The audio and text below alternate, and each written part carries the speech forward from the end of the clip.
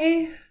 So we're looking at the wider community, and we've been brainstorming for places that are ideas about places that are a little bit further away than our local community. So I was saying that we've got a little bit further away from me, I've got the beach, I've got theatres and the big football stadium in the city and some markets. And we were looking at places near you. Now we're going to look at another literary device called onomatopoeia. And this means a word that names a sound but also sounds like that sound. That sounds a little bit confusing. Let's have a look here. Let's highlight the onomatopoeia in each sentence. So the flood water gushed through the town. Here we go. The word gushed. Can you hear how the word gushed actually sounds like it's gushing? The owl hooted in the tree. Can you see how the word hooted actually sounds like the word hoot? At night, the wind was howling in the darkness. Howling sounds like the word that it is. My teeth chattered as I stood in the snow. Chatter, chatter, chatter. The corn went pop in the microwave. Pop is a word that sounds like the word that it is. The leaves crunched under my feet. Crunch, crunch, crunch as I walked through the woods.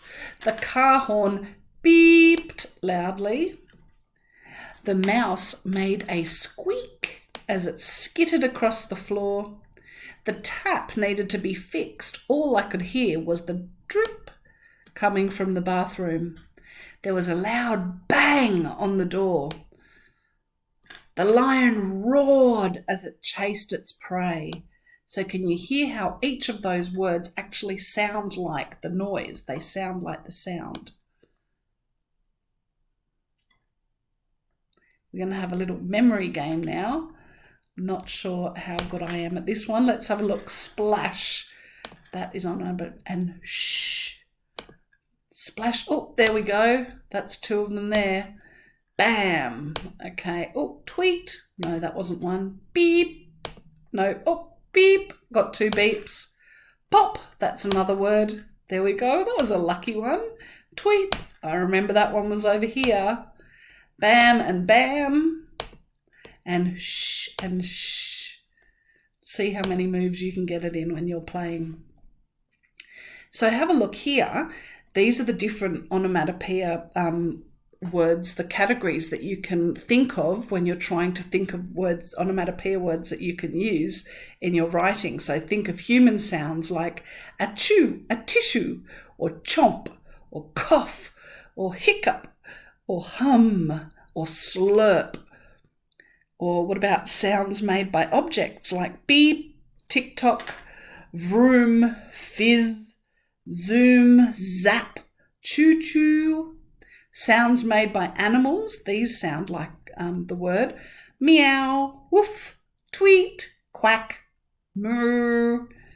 Sounds made by actions. Wham, bang, ding, splat, splash. So those might give you some ideas. Can you add any onomatopoeia words under the different headings? Can you think of any human sounds that you could add under here with the text tool? Or do you think you could, I'm just going to make that a bit smaller and move it. Or would I think of a sound that was made by an object? Oh, I know a sound that's made by an object. Ding.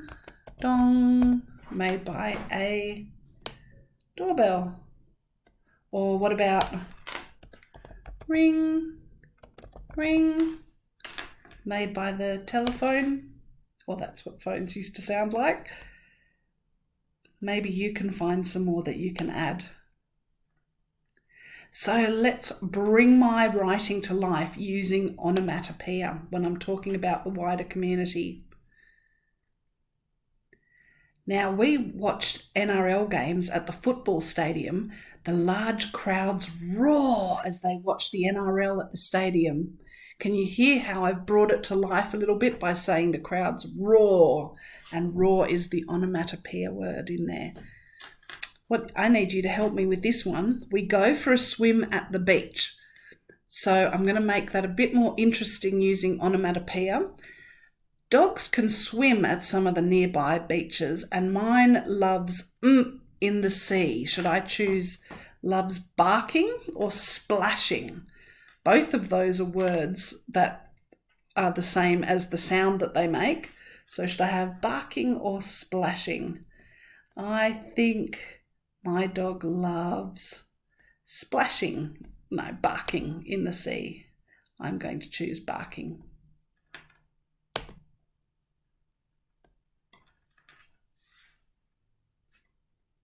She's not a very good swimmer, that's why. Now let's brainstorm your ideas for your writing. Could you put any onomatopoeia in your writing?